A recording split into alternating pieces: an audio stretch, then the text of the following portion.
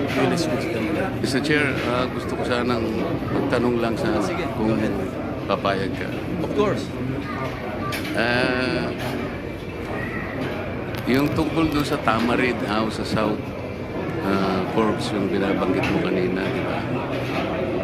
And then you were asking for some parang leeway in terms of a few days para i-vacate ninyo because you're not yet ready with all the things that you need to move out, di ba? Sino yung may-ari ba talaga nung bahay na yun?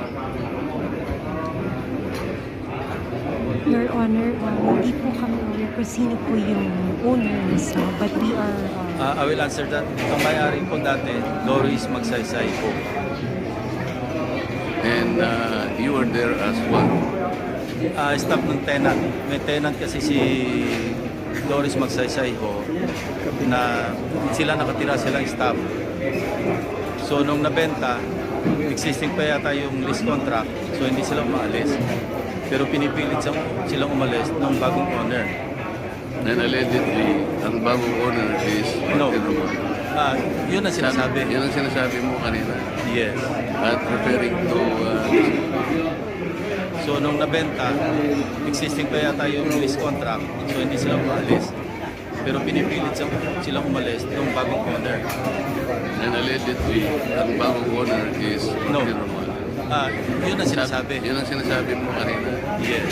At referring to this guy. No, let's based on documents, yung bahay na ibenta sa isang corporation, Golden Pisan Holdings Corporation.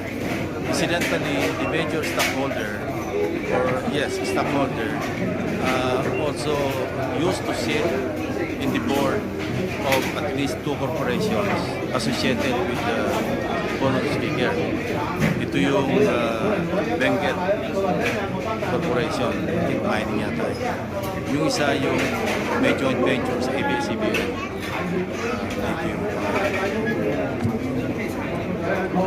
Romualdez something.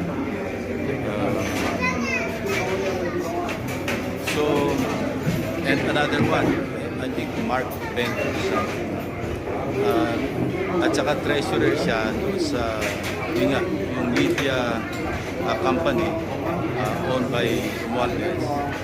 Kasi Romualdez Media something na may joint venture sa ABS-CBN. So, yun ang association. So, no,